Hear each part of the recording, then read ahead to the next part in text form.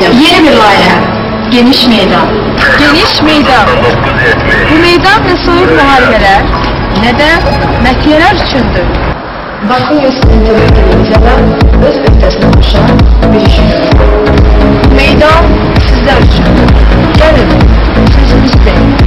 Probleminizi bölüşün. Bu meydan da siz. Buyurun. Gəlin, deyin, danışın. Eşidəcəklər. Mütləq eşidəcəklər.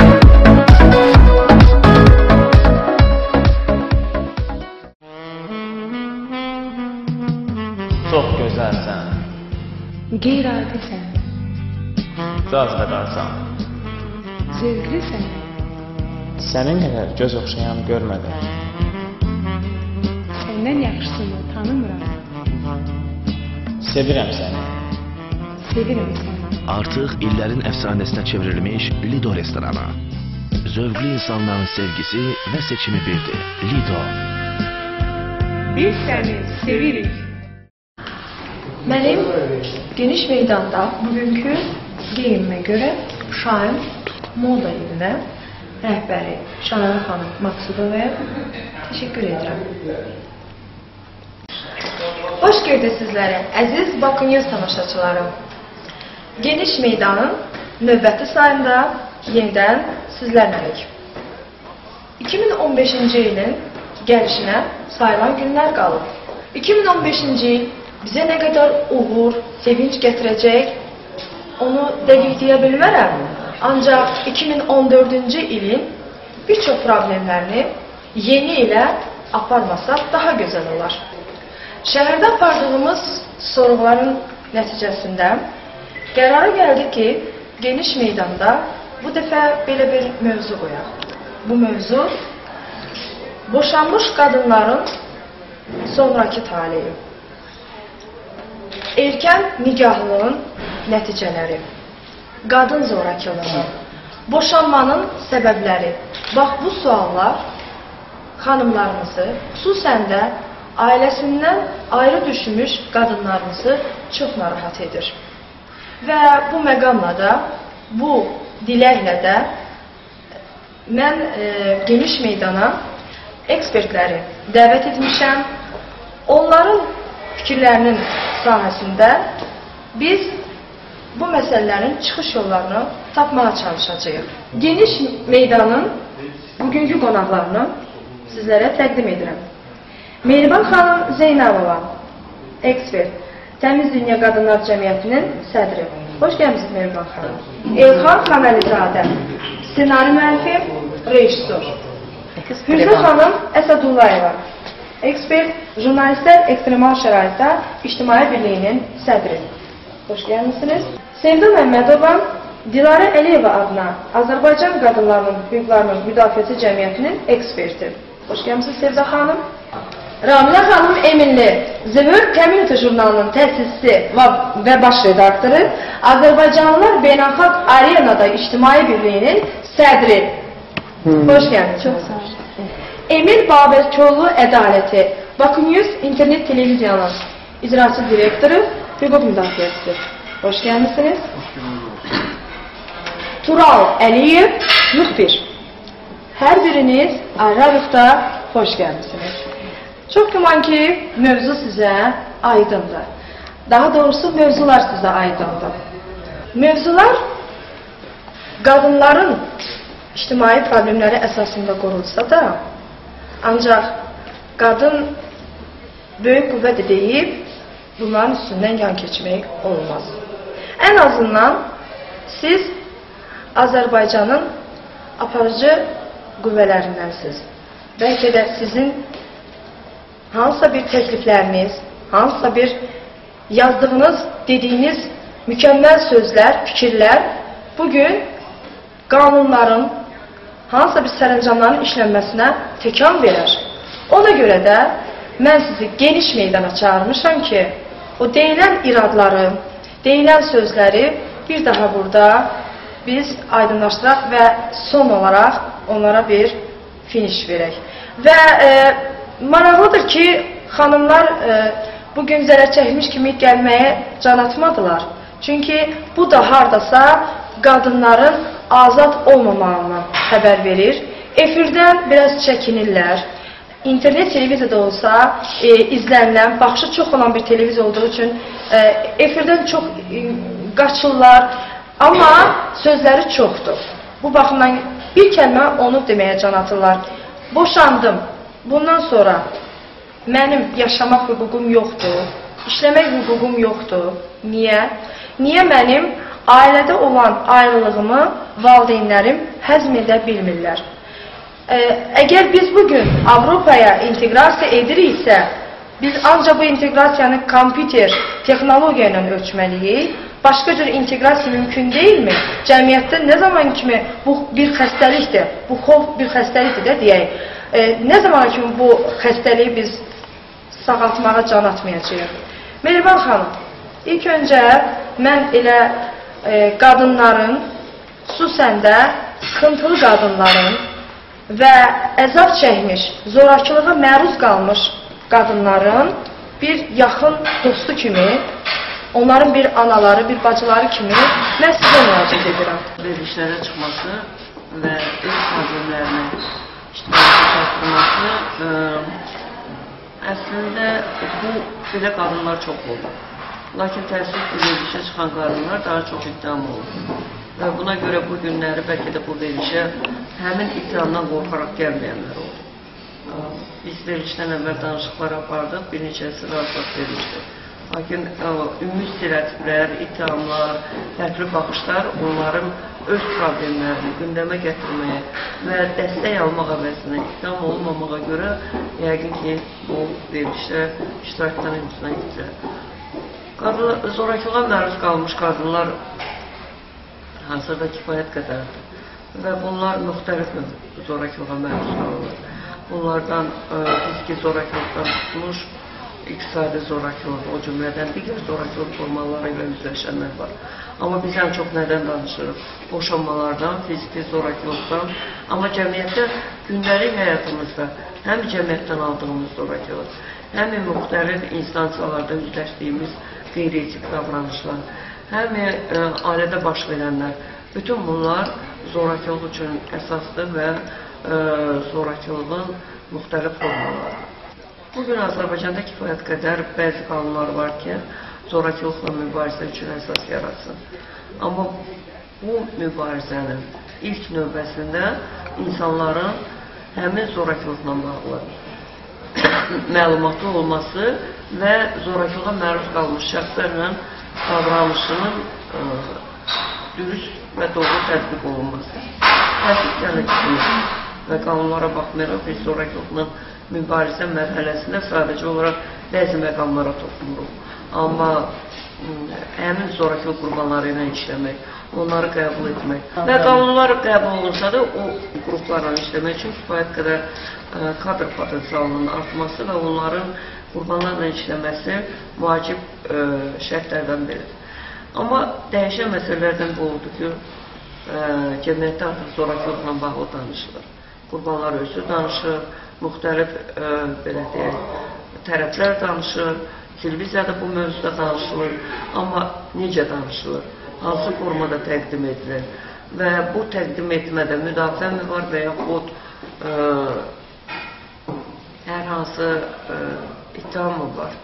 Nə qədər ki biz ittiham edəcəyik, hələ ki müdafiə çətin olacaq və eyni zamanda nə qədər ki biz onları dinləmək və onlara yardım göstərmək üçün hazır olmayacaq, o zorakılıq olacaq. Odur ki, hesab edirəm ki, insan resursları, o cümlədən kifayət qədər bilik, kifayət qədər fərqli yanaşma nümayiş etdirmək lazımdır ki, mübarizlərin effekti olsun. Xanım öz həyat yoldaşı ilə müəyyən səbəblərdən, indi mən o səbəbləri başqa bir ekspertin boynuna qoyacağım, açıqlayacağım, müəyyən bir səbəblərdən həyat yoldaşı ilə yola getmir və bir dəhşətli bir vəziyyət yaranır və boşanmağa qərar verir. Amma sonraki fəsadları bəzən qadın gözünün qabağına gətirmir, bəzən düşünərək edir və ən azından o düşünərək addım atan xanım sonraki vəziyyətdən nə dərəcədə çıxılmaz vəziyyətdən çıxacaq, o özü bilir nə edəcək.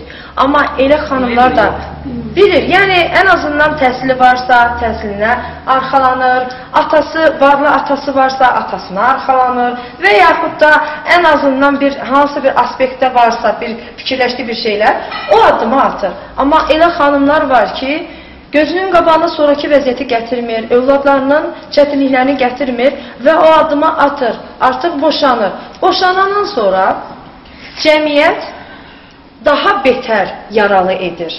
Yəni bu yaralı etməyinə də o vəziyyət yaradır ki, işləyə bilmirsə, iş tapa bilmirsə, işləyirsə onun əməyi istismar olunur. Əgər müəyyən qədər işləməyi bacarmırsa və rahat həyata gedirsə, bu zaman hər hansı bir əxlaqsız vəziyyətlər yaranır. Cəmiyyətdə boşluq yox, deyərdim ki, bəlalar çoxalır.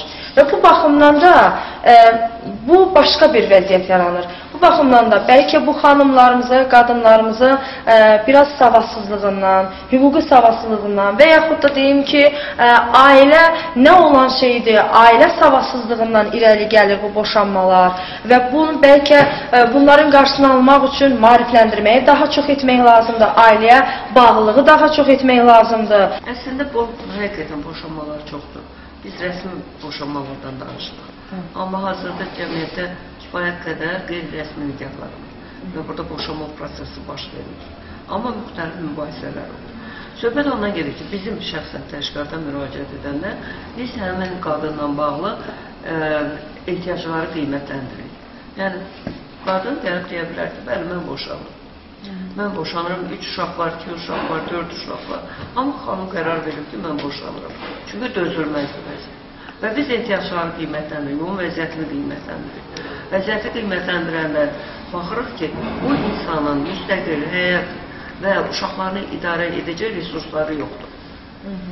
Və bu adam mütləq hansısa cinayətkarın ya əlinə düşəcək, ya qeyri-əxlaqi əməllərə cəlb ediləcək və yaxud çox çıxılmaz vəziyyətə düşəcək. Və onun özünün çıxılmaz vəziyyətə düşməsindən əlavə, onun evladları çox çətinliklərlə qarşılayacaq. Və bütün bunları istənilən şəxs bu müraciətlə daxil olanda ilk növbədə bu qiymətləndirilmə aparılmalıdır. Qiymətləndirilmə aparıldıqdan sonra, yoxsa sən gəldin, mən boşadım, sabah hesabat verəcəm, ben deyim ki, bu qədər adam boşamışım, bu məsələyə bu cür yanaşmaq olmaz. Ola bilsin ki, şəxs emosional vəziyyətdədir. Şəxslərin arasında münasibət gərginliyi o həddədir ki, ümumi çözmə imkanı yoxdur.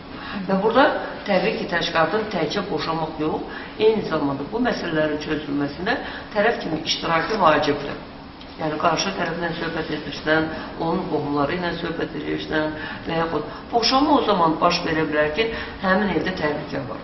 O öldürülə bilər və yaxud hansısa xəsarət ala bilər. Amma bunacan müraciət edən şəxslə bağlı söhbətlər aparılmalı. Nəyə güvənibsən boşanırsan? Nədən bu addım atırsan? Bu uşaqların taleyi necə olacaq? Sən bu vəziyyətdən çıxmaq üçün hansı imkanların var? Və itiraf edib ki, son zamanlar siz dediyiniz kimi deyil. Qohumların əksəriyyəti həmin adamları qəbul etməkdən imtina edir. Problem buradan başlayır. Əgər əvvəllər boşanmalarda valideynlər arxa dururdursa, dayaq olurdursa, bugün o ənənə və davranış yoxdur. Və burada şəxs tamamilə heç bir resursa malik olmadan, dediyiniz təhsil yoxdur, peşə yoxdur, iqtisadi gücü yoxdur, hansısa dəstəyi yoxdur və qərar verir ki, mən boşanırım. Bilirsiniz, yenə deyirəm, boşatmaq çox asandır. Bu, uzaqbaşı 3 ay müddətinə məhkəməyə verirsən, boşadırsan və bu məsələ ilə bitir. Burada artıq digər addımların atılması və maarifləndirmə çox yaxşıdır. Təbii ki, insanların maariflənməsi çox yaxşıdır. Amma maariflənmə ilə paralel digər resurslar olmalıdır, xidmət paketləri olmalıdır.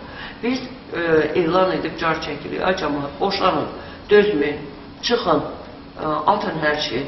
Amma əlimizdə olan resurslar və o insanların həyatını dəyişə biləcək mərkəzlər və yaxud bu insanların özünün öz həyatını dəyişmə istəyi. Bilirsiniz, bəzi adamlar düşünür ki, mən buna kömək elədim, boşandım, buna mənim hissəm bitdi. Və əldə resurslar olmalıdır. və şəxs özü öz həyatını dəyişməyə hazır olmalıdır. Əgər şəxs gəlir və öz bütün belə deyək, məsuliyyəti sənin üstünə atırsa, mənim həyatımı dəyiş, bu mümkündür. Burada prosesdə şəxsin özünün şuurlu iştirakı və onun öz həyatını dəyişməsi üçün addımlar atmağa gücü olmalıdır. Bu cür məsələlər var ki, bu məsələlərdə kifayət qədər ehtiyatlı olmaq lazımdır və kifayət qədər həssas yanaşmaq lazımdır. Yenə deyirəm, mən təhlükə olan evdə təbii ki, qadının qalmasını istəmərəm. Həmin uşaqlara zərər dəyməmək üçün, qadına zərər dəyməmək üçün. Amma başdan ayağa boşanmaq və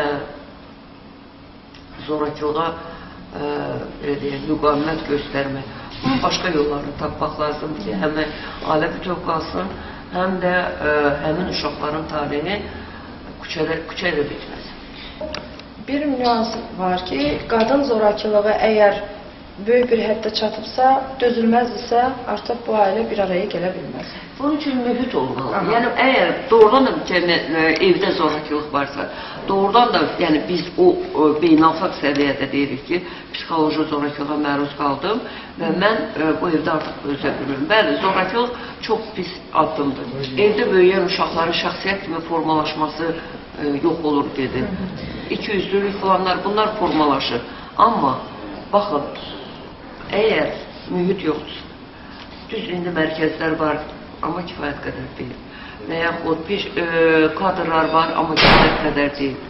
Bütün bunlar olmayınca biz daha çox bu məsələlərlə bağlı danışmaq, qışqırmaq, hay salmaq edə bilərik. Amma eyni zamanda yolunu göstərməli.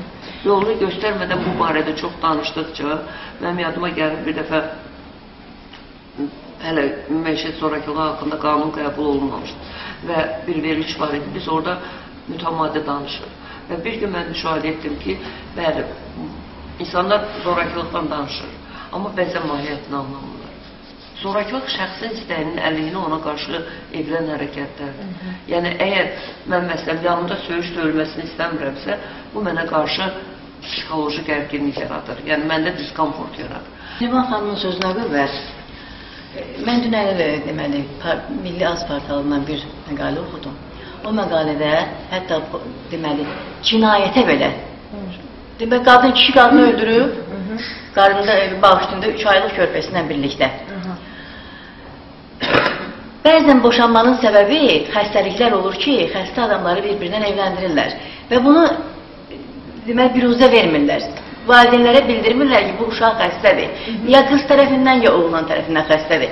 Bilirsiniz, indi bunların valideynlərə dindirilir. Qaynata qaynana deyir ki, biz öz qızımız kimi baxmışıq da ona, baxırdıq ona, o da bizə öz deməli, valideyni kimi baxırdı. Həmin gecə, 11-dən 12-sinə keçən gecə bu ay. Deməli, həmin gecə hamısıyla danışıblar, yaxşı-yaxşı gülüblər, danışıblar, keçiblər otaqlarına. Qaynana deyir ki, birazdan bir səs gəldi. Açdım otağı, gördüm ki, ikisi də alqanın içindədirlər. Qızın dayıları, əmləri danışırlar ki, bu aranda əvvəldən psixi xəstəliyi vardı. Bunun qohumlarını şeylirlər, günahlandırırlar ki, psixi xəstəliyi var idi. Əgər sən psixi xəstəliyi niyə bildirməmişsiniz? Əgər ya bildirməmişsiniz, boşayardınız bunu, boşatdırardınız bunu, gəlib oturardı evində. Niyə bildirməmişsiniz ki, qətlə qədər gəlib çıxır? Bəzən boşanmalar qətlə qədər gəlib çıxır. Bəli, qadın zorakılıqlarına dözülməz bir vəziyyəti də onun qətlə. Daha yaxşı olar ki, məsələn, bunlar boşansınlar, nəinki qətlə qədər gəlib çıxsın. Bu yaxında hadisə də oldu, boşanandan sonra da bu qətlə. Elə məhz bu baxımdan bizə suallar verirlər ki, bax, biz boşandıq, bundan sonra yaşamağa hüququmuz yoxdur, biz qorxa-qorxa yaşayırıq, işə qorxa-qorxa gedirik, övladlarımızla istirahət zonalarına qorxa-qorxa gedirik. Bax, bu boşanmadan qabaq ailədə həyat yoldaşı qadınına əl qaldırır. Və istər-istəməz uşaqların da psixologiyası pozulur, anama əl qaldırma deyə böyük bir iradını bildirir. Belə bir layihədə məhz Sevdə xanım danışacaq, çünki bir neçə il bundan əvvəl də böyük bir işiniz, projeniz olub. Buyurun Sevdə xanım. Ümumiyyətcə, mən demək istəyirəm ki, bu son illər və bir neçə illər bizim hamımız təşkilatlarımızda maarifləndirici kampaniyalar aparmağa çalışırıq. Və çıxışlarımızda əsasən qızlara, orta məktəblərdə 8-11-ci sinif şagirdlərindən ibarət olan qız şagirdlərimizə deyirik ki, oxumaq lazımdır. Təhsilinizi davam etdirin və erkən yaşda ailə qurmayın. Çünki erkən yaşda ailə qursanız və təhsiliniz yarımçıq qalsa, artıq siz ailə qurandan sonra heç bir təhsiliniz olmasa, iqtisadi cəhətdən asılı olacaqsınız və hər hansı bir problemlə qarşılaşsanız, gələcəkdə özünüzü və ailənizi, uşaqlarınızı idarə edə bilməyəcəksiniz.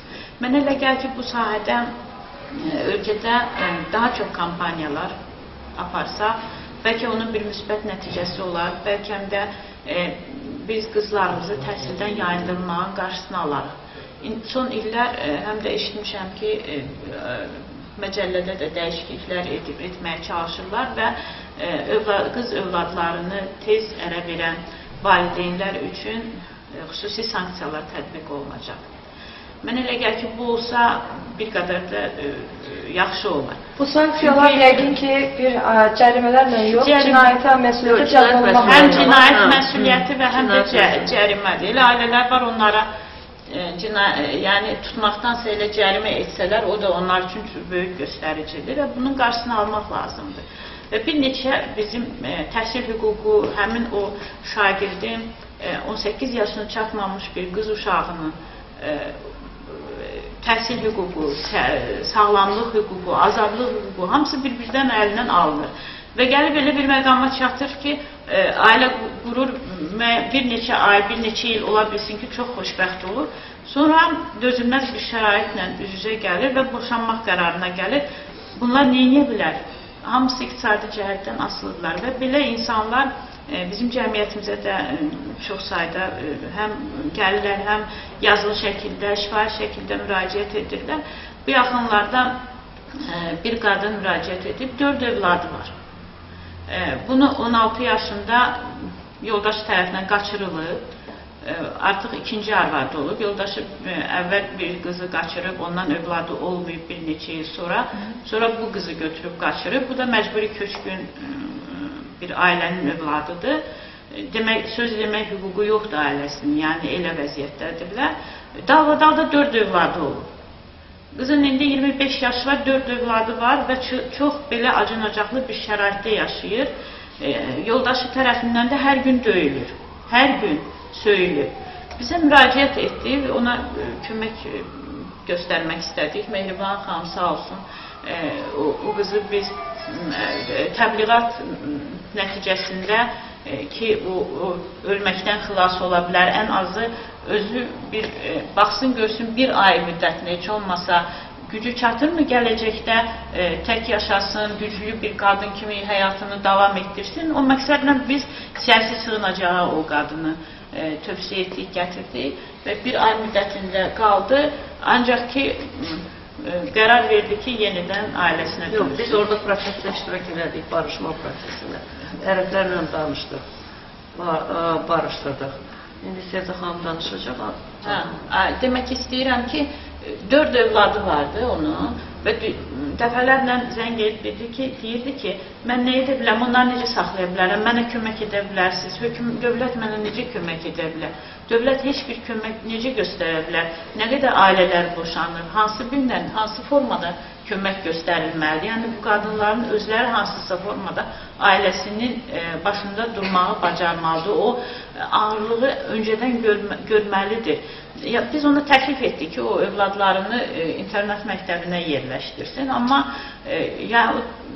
düşündü, daşındı və sonra barışdılar, o ailə barışdı.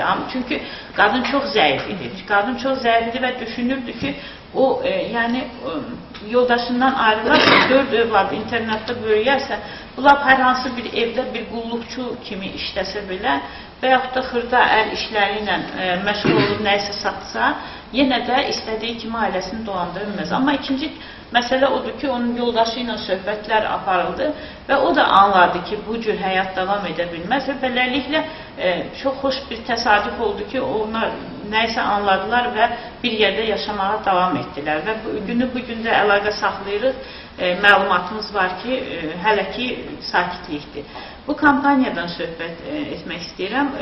Biz 2 il bundan öncə İsveçin Kvinn til Kvinna təşkilatı var, qadın üçün.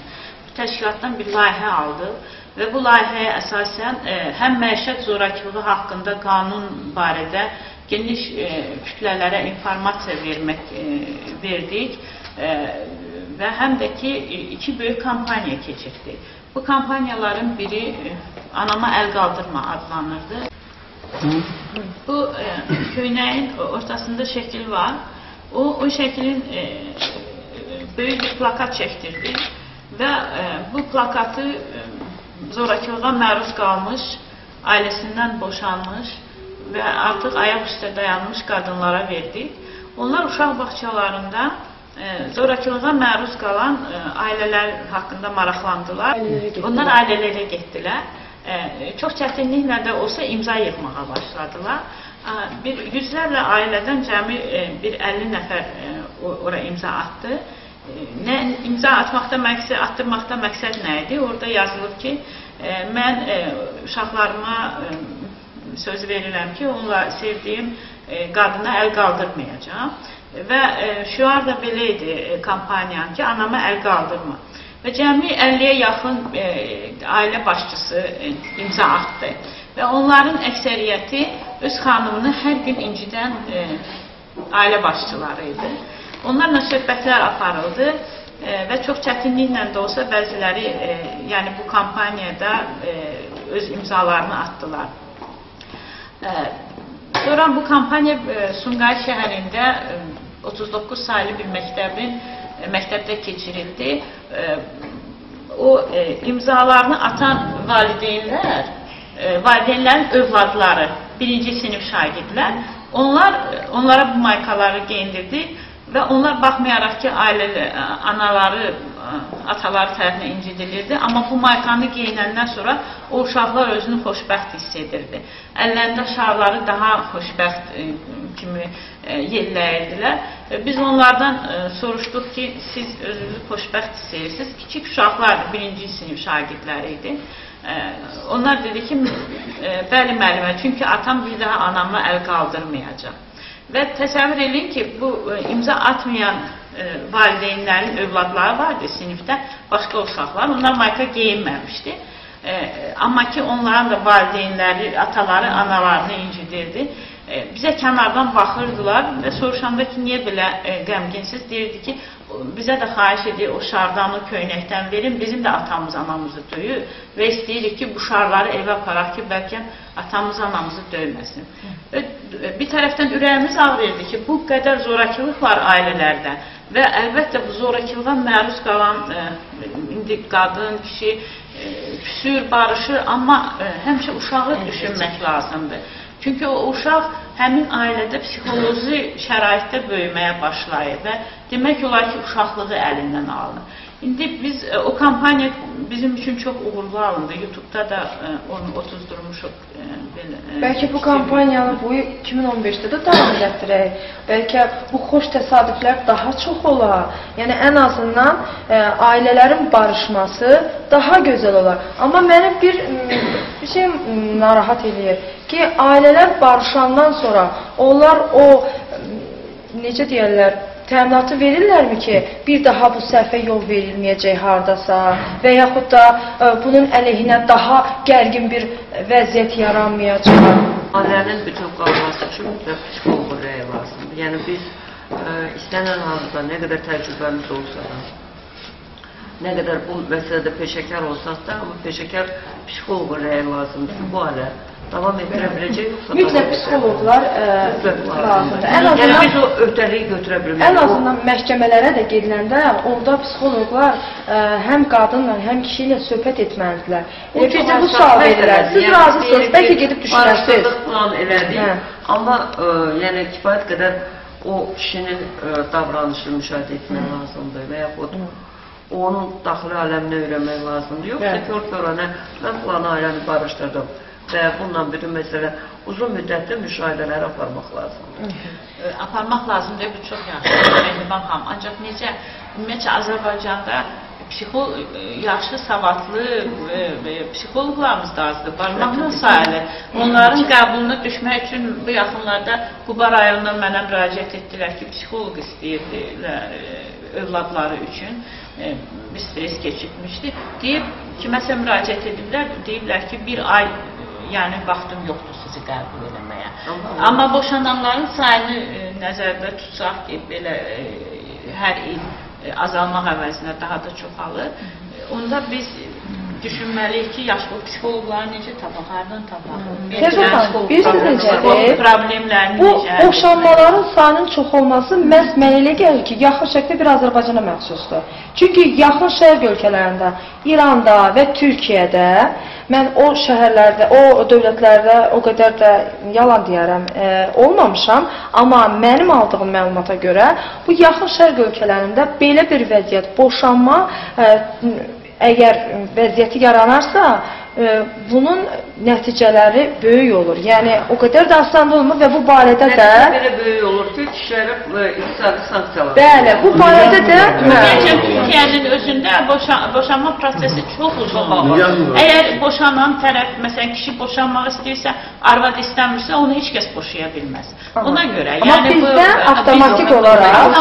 Əmlak məsələləri var, çox uzun çəkir. Uşağın kimin yanında qalması məsələsi var. İranda qalsa, İranda da bilirsiniz ki, kəbinlə ailə qurulur. Kəbinə görə, kəbinlə də kəsiləndə çox böyük başlıq kəsilir. O neçə min dollar məsələn. Mən yadımdadır, bizim İranlı bir qohum vardı. Məsələn, o danışanda ailə münasibətlərindən deyirdi ki, mən narahat deyiləm, mənə boşasın. Zaten boşananda 60 min dollar pul verməlidir. Gülərək də deyirdi ki, 60 min dollar olandan sonra bir də ərə gedə bilərəm. Yəni, belə məsələlər var. Bizdə o kəbin məsələsinə baxan yoxdur. Kəbin kəsdirib, ailə qururlar, erkən yaşında o övladlarını kəbinlə də evləndirənlər var. Oradakı 60 min Azərbaycanlı kişiyə bağlansın. Yox, elə deyil. Yəni, o qadın artıq boşansa, o bilir ki, onun 60 min dollar pulu var. Ən azı özünü saxlaya biləcək qədər pula malikdir. Yəni, evlənəndə dini nikaha gedirlər. Yəni, rəsmi nikaha getsə də, eyni zamanda dini mehir deyirlər də. Mehir yazırlar. Amma hələ mən görməmişəm ki, bir dini qurum və yaxud o müqaviləni bağlayan, kəbini bağlayan gəlsin, həmin kişidən tələb eləsin ki, bu mehri ver, bu müddət ərzində bu dolanmalıdır. Yoxdur. Yəni, onda onun mahiyyəti nədir ki, onu yazırlar? Düzdür. Mən ailələr tanıyıram ki, Türkiyədə indiyə qədər, 3-4 il, bəzən 5 il keçir onların boşanma vaxtı. Məhkəmə, yenə də məhkəmə, çox uzun müddətə onların boşanma vaxtı keçir. Bizdə bir ay müddətinə keçən boşanma, onlarda 3-4 il davam edir. Mən istəyirdim Ramilə xanım daha biraz da aydınlıq gətirsin. Çünki Ramilə xanım ən azından bugün bir neçə səfirliklərlə görüşür, demək olar ki, çox təmasda olur və həmin ölkələrə də daha çox belə deyək, işi və proyektlərinə görə ora səfərləri olur. Mənə elə gəlir ki, sizin bu barədə deyəcəkləriniz bir qədər var. Bir bu sualı açıqlayın və bir də mən bu boşanmanın səbəblərinin, məsələn, belə deyək də, insanların çoxu bunu lap informasiyada dilə gətirmirlər. Bəzi səbəbləri məsələ Ramilə xanım gətirəcək.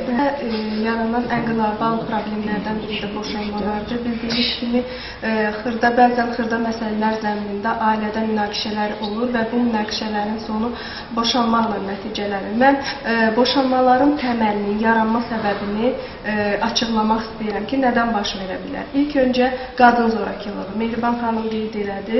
İlk öncə həqiqətən də qadın zorakılığıdır və ikinci sırada duran bir-birlərini kompromisə getməmələridir. Yəni ki, iki qarşı tərəf və qadın və kişi bir-birinin sözləri boğazından keçmir, bir-birinin xarakterləri artıq ailə qurduqdan sonra dəyişib, real ailə qurmamışdan öncə onlar ailə həyatını başqa cür dərk edirdilər, lakin ailə münasibətləri olduqdan sonra həmin bu xəyalların qırıqlığı nəticəsində, belə deyim də, bir-birlərinin sözləri boğazlarından getmir. Üçüncü, cinsel münasibətlərdir.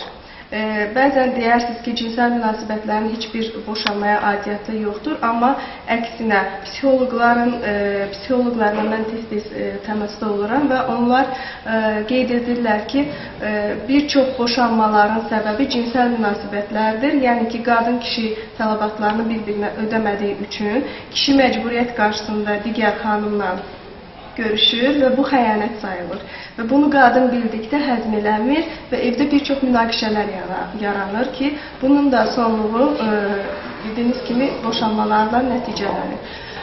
Bəzən maddiyyatda, sosial durum, yəni belə deyim də, maddiyyat deyirlər ki, sosial durum da boşanmalara səbəb olur.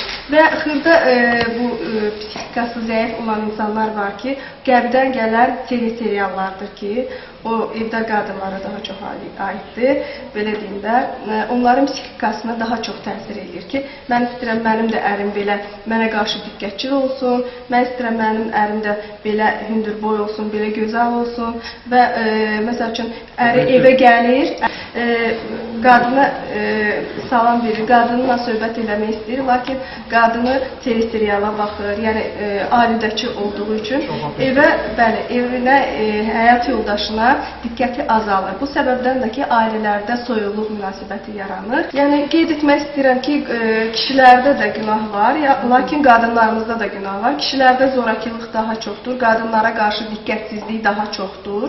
Qadınlar da ki, belə deyim də sizə, bu ailədə olduqları hər hansı bir seriyalam olsun, əşyalarım olsun, yaxud da ki, telefonla danışıq olsun, sosial şəbəkələrdə rəfiqələrlə danışıqlar, ya görüşlər olsun, onların nəticəsində hər iki tərəfdə bir-birinə qarşı soyuq münasibət yaranır və bunların nəticəsində boşanmalara meyillik artır. Bunun qarşısını almaqdan ötürü nə etmək olar? Mən belə deyərdim.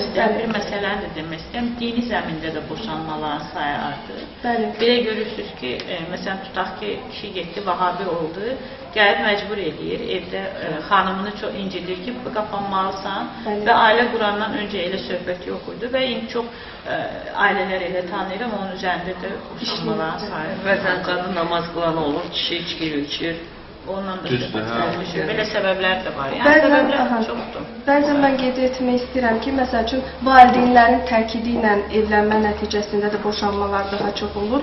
Məsələn, ailə qurmamışdan öncə valideyn ana deyir ki, filan kəsin oğludur, atası filan yerdə işləyir, nə bilim, filan varı var, yaxşı oğlandır, belədir, elədir. Qız da fikirləşir ki, hə, filan oğlan filan yerdə işləyir, nə bilim, maddiyyat üzərində qurulan ailələrdə çox zaman boşanmalar nəticələnir. Çünki onlar ailə dəyərlərini tam dərk edə bilmirlər. Yəni, valideynlərin təkidindən, valideynlərin psixologiyasından, valideynlərin ailə dəyərlərini verdiyi, belə deyim, münasibətlə onlar axı gənclər dərk eləmirlər. Elə bilirlər ki, məsəl üçün, bununla, məsəl üçün, maşını var, evi var, yaxud da ki, hər hansı bir biznesi var, ondan onlar xoşbəxt ola biləcəklər. Lakin ailə qurduqdan sonra görürlər ki, hər şey maddiyyatın üzərində deyil.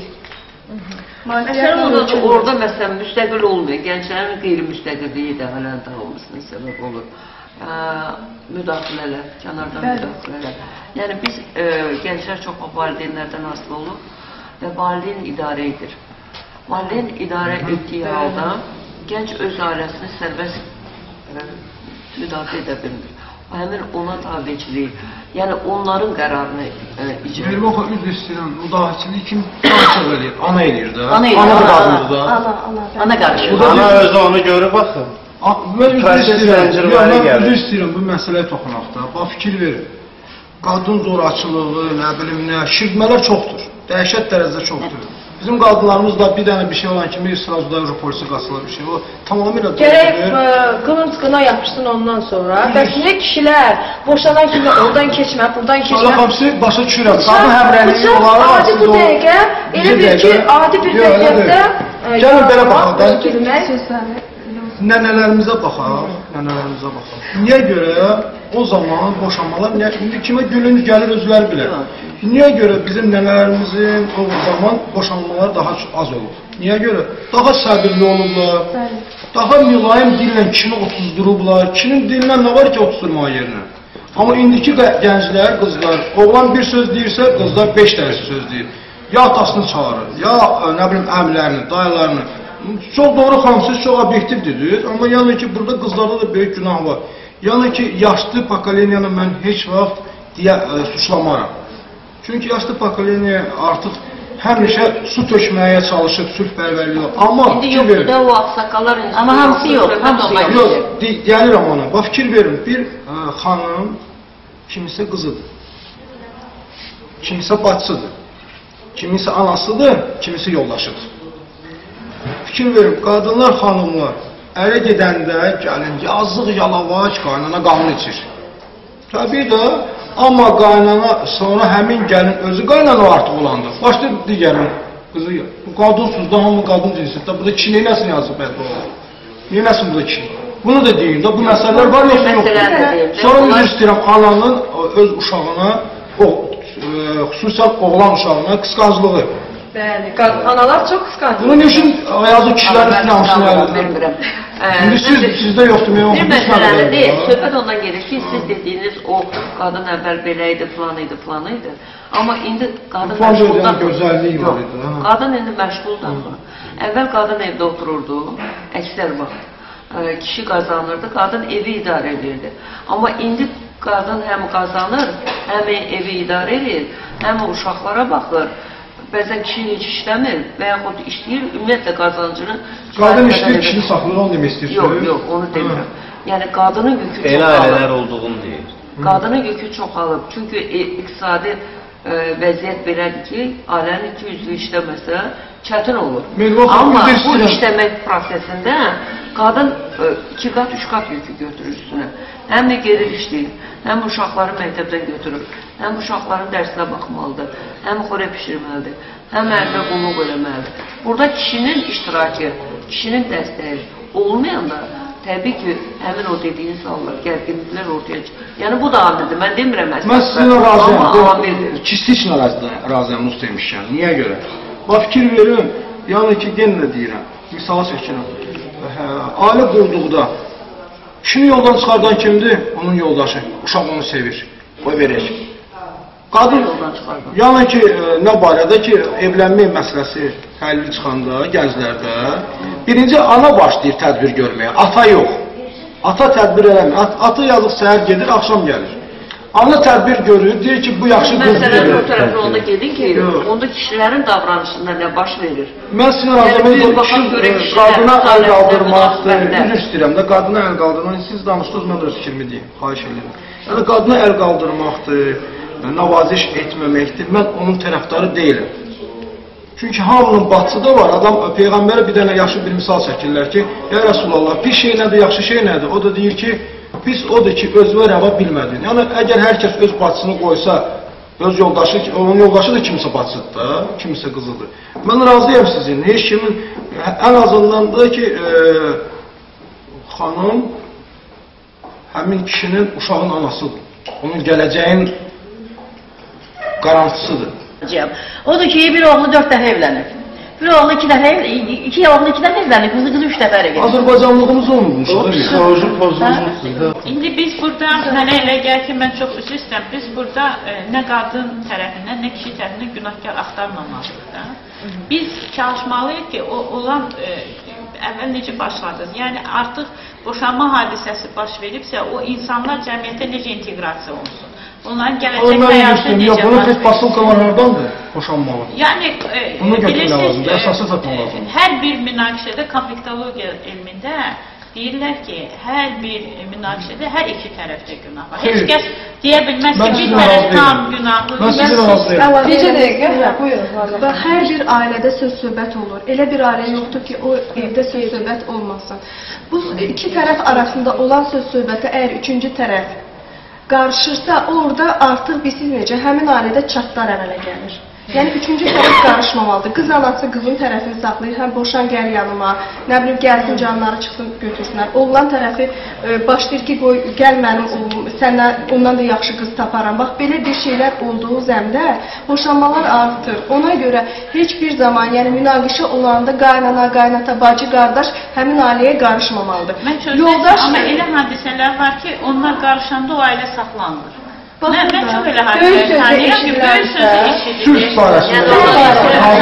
O münaqişə zamanı Xanım deyir ki, vasitəçi tərəf, vasitəçilərin köməyi. Araşdırmadan söhbət gedir. Əgər bu münaqişənin səbəbi boşanmağa gəlib çatırsa, ana deyirsə ki, o sənə sənin dediklərini eləmirsə, dur gəl mənim yanıma. Bax bu yəni mən uşaqları mən baxıram, yanaşmaq lazımdır ki, iki tərəf heç vaxt üçüncü tərəfi ailəyə müdaxilə eləməsinə qoymamalıdır.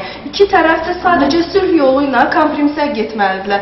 Yəni mənim çıxış yolunu onda görürəm ki, kompromisə getməlidirlər. Məsələn, mənim qaynanam. Mən qaynanamla öz anamdan daha yaxınam. Anama demədiyi sözümü mən qaynanama deyirəm. Yəni qaynanam elə şərait yaradıb ki, əvvəlki gündən də mən onlara gəlin düşdüyüm gündən mən anamla həyatı boyunca açıq olmamışam. Yəni ana-qız münasibətləri kimi münasibətim olmayıb. Çünki anam daha çox qardaşımla yaxın olub elədiyində sizə. Lakin mən qaynanamla elə yaxın olmuşam ki, elə bilmişəm öz anamdır. Yəni burada münasibətlərdən çox şey asılır. Sizin hər biriniz doğru deyirsiniz. Müəyyən qədər özünüzün yanaşma tərziniz var. Özünüzün yanaşma tərziniz var bu məsələyə. Amma bugün Ramila xanım, bugün belə deyək də, bu həyatdan götürülmə müəyyən hadisələr, müəyyən prototip obrazların dili ilə desək, seriallarda əks olunur. Xüsusən də bizim seriallarımızda, xüsusən bizim filmlərimizdə. Eyxan bəy, sizin elə bir proyektiniz olubmu və yaxud da elə bir arzu, istəyiniz olubmu ki, məhz bu qadın zorakılığını əks etdirən və yaxud da bunu qarşısını almaq üçün, müəyyən bir addım atmaq üçün nəsə bir sənədli film fikirləşmisinizmi? Rejissor olduğunuz belə bir layihə olubmu? Biz Mehriban xanımla danışmışıq. Elə bu yaxınlarda danışmışıq. Bu barədə bizdə olacaq. Biz də sizə kömək edə bilərik. İnşallah olacaq. Amma burada danışılan sözlərə gələndə isə valla o sayılanların hamısı var. Hərədə bir qədər. Nəzərə alaq ki, 9 milyonluq ölkəmiz var. Amma ən başlıca səbəb ailələrdə problemlərdə sosial problemlərdir. Sosial bərabərsizlikdir. O uyğunsuzluqlar hamısı oradan gəlir. O məsəl üçün, bayaq Sevda xanım deyəndə mənim yadımda qaldı, sözün kəsməmək üçün demədim. Dedi ki, mən övladıma söz verirəm ki, sevdiyim qadına əl qaldırmayacağım. Əgər arvadım döyürsə, onsuz da onun sevdiyi qadın kənardakıdır. Orada daha yaxşı olardı deyilsin ki, mən övladıma söz verirəm, onun anasını əl qaldırmayacağım. Məsələ o idi. Amma Ramilə xanım deyəndə bir şeylə razıyam, o saydığı şeylərin arasında cinsel problemlər bu gün Azərbaycanda boşanmaların ən başlıca səbəbləridir. Sizə bir nümunə deyəcəm. Demək, təxminən 1-2 ay bundan əvvəl olan söhbətdir. Qeydiyyat şöbəsində işləyən bir dostumuz danışdı. Dedi ki, həftənin 4-cü günü hər iki ailənin valideynləri, övladlar gəldilər.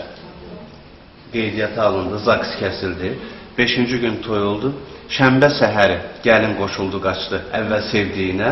Bazar günü yenə artıq 3 ailə gəldi. Birinci nigahla pozuldu növbəti ailəyinə.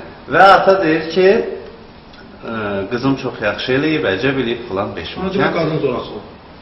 Bu təsəvvür eləyin. Belə hallar çox olur Azərbaycanda, həqiqətən. Normadan artıq çox olur. O siz dediyiniz xarici təsirlər, nə bilim, sosial şəbəkələr, planlar. Onun da kökündə nə dayanır? Təhsil dayanır onun kökündə. Yəni normal təhsili, o əxlaq da təhsilə birbaşa bağlı olan şeydir. Təsəvvür edin, təhsil olmayan insana anlatmaq asansdır. O yalançını tamahkar alladır həmişə. Tamahkarı yalançı alladır. Onun da kökündə təhsilsizlik dayanır. Bayaq Mehriban xanım dedi, 25 yaşında siz deyirdiniz, yoxsa Mehriban, 25 yaşında 4 uşağı olan qadın. Niyə?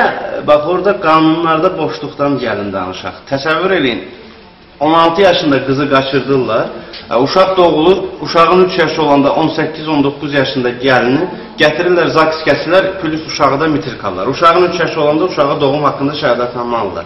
Onda bəs qeydiyyat şöbəsi görmür ki, bu pasportu dünən alıb. Bu artıq uşaq ana olub. Uşaq yaşından olub. Cəmiyyətimizin boşluğudur. Cəmiyyətin boşluğu deyil, birbaşa qanunların boşluğudur. Burada qanun boşluğu yoxdur. Bayaqınıza gətirirəm ki, Qafqaz ölkəsində olduğunda hamısında 18 yaşında tamamlayır. Yəni, uçunasında, yəni maddə ilə deyəməzdir. Sonra Sovet vaxtında bir yaş bizdə aşağı düşdü.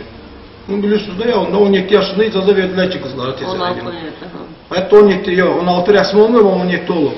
Yəni ki, burada axır iqlim söhbəti var axır, bu söhbətlər var. Misal üçün bizə Cənub bölgəsini siz bilirsiniz ki, savadsızlıq baş alıb gedib. Nə yaza bilirlər, nə oxuya bilirlər, amma orada gedin siz bu sözü deyin, yəni orada siz bunların insan hüquqlarını pozulmuş olarsınız. Yəni bu deyir ki, istəyib gedib, qutardı getdi. Yəni bu da var, bu baxımdan da baxın. Sonra bir nüans da var, o bayaqları danışıldı, Rana xanım dedi, o müdaxilələr. O ailələrdə sülhə çəkilmə olur ki, böyüklər tərəfindən. O özü, öz dostunun qızını alıb oğluna, ağsaqqallığında ya da çünki öz eləyib, qohumluq əlaqələri var. Gənclər özü indi beyni qan olub, seviblər bir-birini, evləniblər. Onda valideyn istəmirdi o qızı alsın, istəmirdi qızı o kasıb oğlana getsin. Onda artıq boşanmağa məcbur edirlər onu, dirənirlər ki, çünki boşluqdan istifadə edirlər ki, yola getmirsiniz. Çünki onlar, o böyüklərin müdaxiləsi orada başlayır. Yəni bilirsiniz, çoxdur. Boşanmaların səbəbləri əslində çoxdur. Sadəcə biz 5-6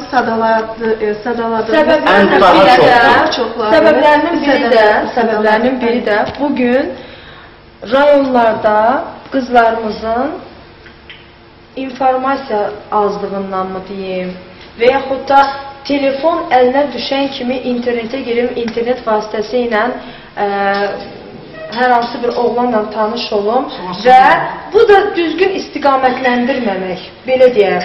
Və bununla, belə deyək, haradasa tezliklə ailə qurum və düşünmədən qurduğu ailə sonraki nəticədə... Məsələ onda deyil, məsələ ənənəvi olaraq Azərbaycanda qız uşağına münasibətdən gəlir. Çünki qız uşağına ancaq ərə getmək missiyası budur. Beyninə, şuuruna, alt şuurda onun gözünü açandan bir dənə məsələ müzakirə olunur. Bu cəhizə sən alıram, sən ərə gedənsən, sən ərə gedəndə filan şey olacaq, sən ərə gedəndə filan. Sən oxuyanda, sən karyera quranda, sən müstəqil ayağı üstə duranda bu ifadələr, mesajlar verilmir. Və gözümüzü açandan qız uşağına bəzəyəndə də gəlin paltarım belə olacaq. Bu mesajlar gündəlik həyatda və yaxud qız geçkəndə sən evdə qaldın, bu cür ifadələr işlənir. Yəni, bütün bunlar ona gətirir ki, ümid cəmiyyəti biraz gec gedəndə evdə qalmış qızdır, qınaq başlayır. Bəli, ailə gözəldir, amma şuurlu ailə qurmaq və o ailəni qurduqda tərəflərin bir-birinin qarşısında götürdüyü öhdəlik, vəzifə, bərabər bölünəndə, bunlar bunu müzakirə edəndə, yəni öhdəlik məsələsini müzakirəyə çıxardanda o ailə möhkəm qala bilər. Amma necə qız uşağı təsir alsın ki, gündəlik həyatımızda toy olsun verilişidir, o birisi olsun verilişidir. Yəni, ancaq ərə getməkdən söhbət. Mehriban xanım, istəyirəm, o ərə getmək deyəndə hər şeydə o qızların üstünə atmayaq, 16 yaş məsələsi. Nə? Birbaşa valideyn, belə deyək də, övladı başından loru dinlən desəm, daha tez eləyir. Qoy tez getsin, ərə evdən bir adam xəyal. Konkret valideynlər öz məsuliyyətini dərk eləməlidir ki, mən uşağımı oxutmalıyam, uşağımın yaşı getməlidir. Bir də bu, tez evlənmələr, siz fikir vermişsiniz, bəlkə daha yaxşı bilirsiniz mənə. Yəni, o nostalji hisslərdən uzağam, heç görməmişəm həmin dövrdə. 60-70-ci illərdə erkən nigahlar daha az olub, nəinki indi.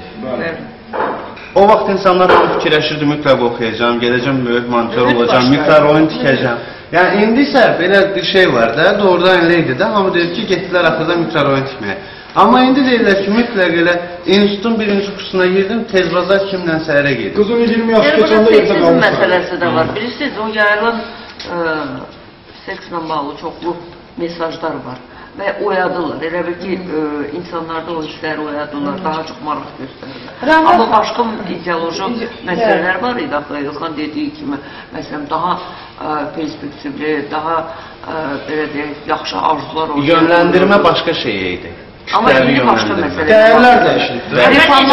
Qızı alanda, Mehriban xanım, deyirlər bu qızımız diplomu var, bu cür tərifləyirlər. İndi necə tərifləyirlər? Mənim qızım orta məktəbə bir gün getməyib, institutda bir gün getməyib, amma diplomlar var, tərtəmiz qızdır.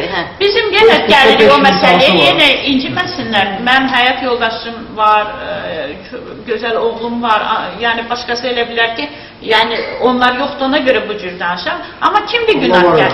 Həmin oğlanlardır da, gəlib deyir ki, mən elə qız almaq istəyirəm, evdən çölə çıxmasın. heç nəyi olmasın, diplomu olmasın, ancaq mənim olsun və ona görə də o valideynlər o qızı nə məktəbə qoymurlar ki, hə, belə oğlanlar gəlib bizim qızımızı alacaq. Belə problemlər də var. Bizcə belə qızlarda bəhbəhlə ərə verirlər ki, mənim qızım evdən çölə çıxma, amma başa düşmür ki, evdən çölə çıxmayan qız sabah evdən çölə çıxanda o daha böyük problemlərlə rastlaşacaq və daha əxlaqsız işlər görməyə məcbur olur. Bilirsiniz necədir? Bugün ən azından qadınların vəziyyətindən, çıxılmaz durumlarından danışırıqsa, heç bir qadın, heç bir xanım istəməz ki, isti ocağından, isti yuvasından kənarda olsun.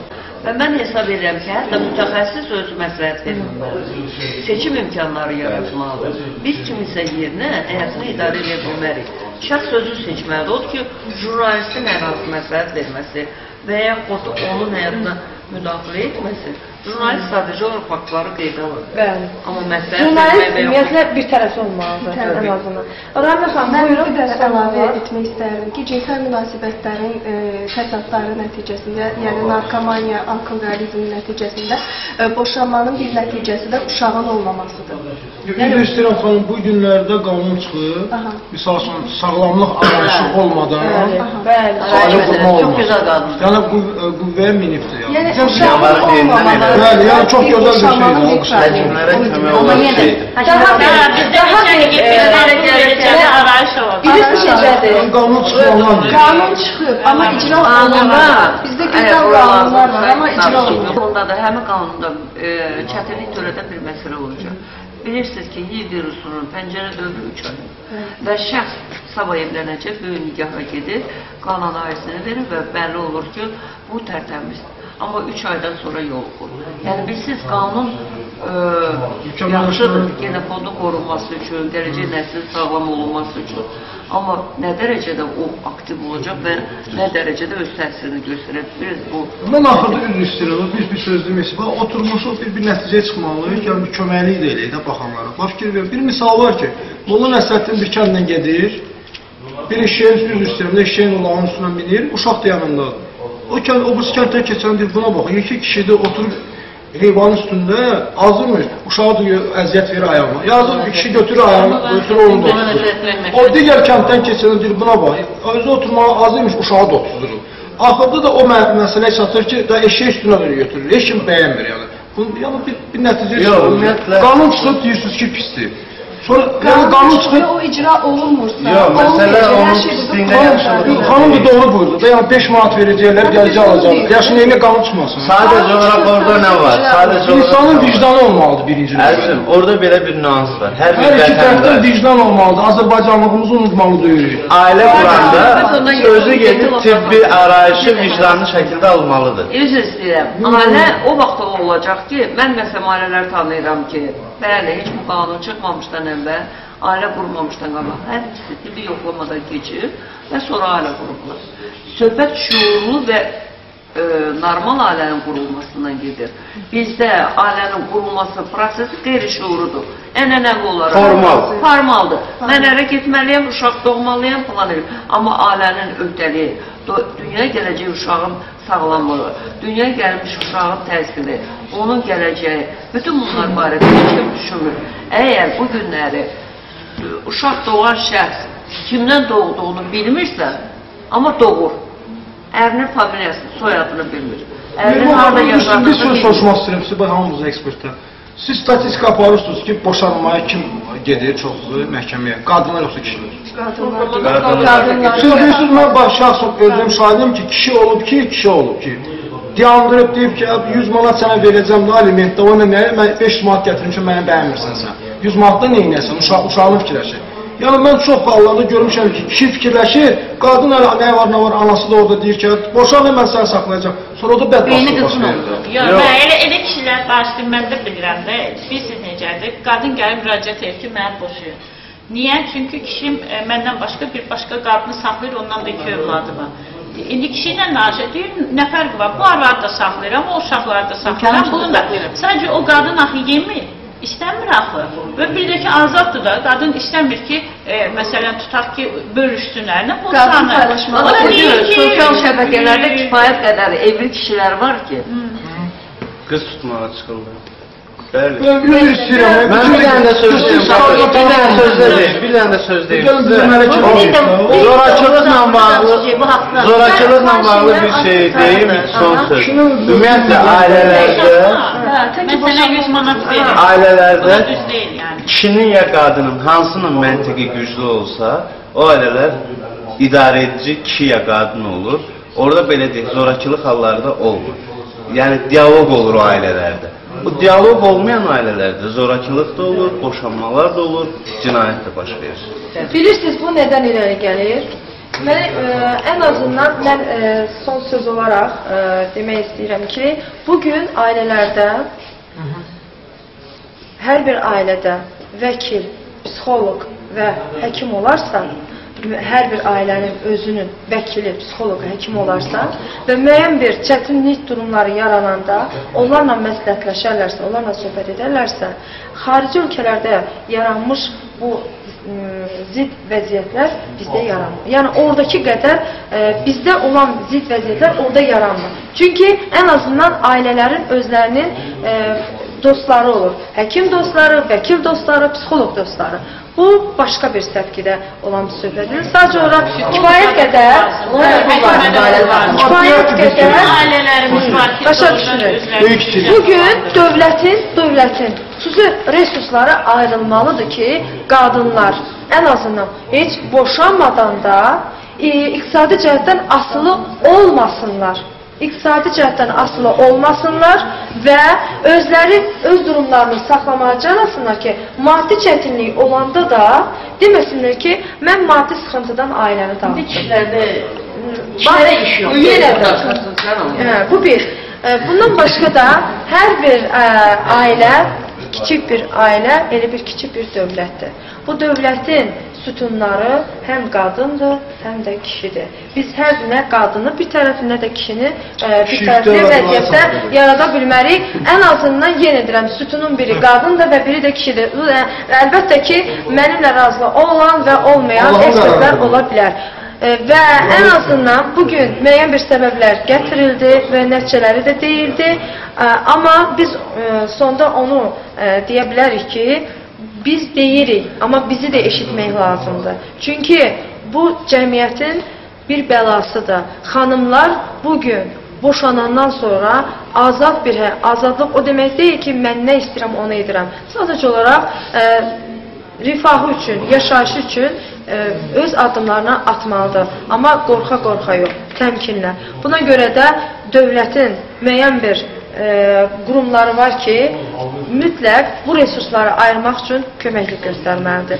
Təşəkkür edirəm hər bir ekspertin, hər bir qonağımız üçün təşəkkür edirəm, sağ olun və bu mövzuda daha belə qaynar, pozitiv bir müsahibələr yaratdığınıza görə çox təşəkkür edirəm.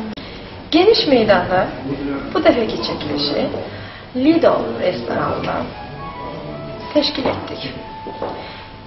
Geniş salların, gözəl akustik səhnələri və bütün rahat şəraiti ilə Lido restoranına təşəkkür edirik. Çox gözəlsən, qeyri-adisən, cazbədarsan. zövqlüsən, Sənin qədər göz oxşayan görmədim. səndən yaxşısını tanımıram, Sevirəm səni. sevirəm səni. Artıq illərin əfsanəsinə çevrilmiş Lido restorana. Zövqlü insanların sevgisi və seçimi birdir. Lido. Biz səni sevirik. Mənim geniş meydanda bugünkü geyimimə görə Şahin Moda evinə Şahin xanım Maksudovaya təşəkkür edirəm. Yeni bir layihə. Geniş meydan. Geniş meydan. Bu meydan və soyuq müharibələr nə də nəticələr üçündür. Bakı göstərilir televizyada öz öhdəsinə düşən bir işdir. Meydan sizlər üçündür. Gəlin, sözünüzü deyin, probleminizi bölüşün. Bu meydan da siz, buyurun, gəlin, deyin, danışın, eşidəcəklər, mütləq eşidəcəklər.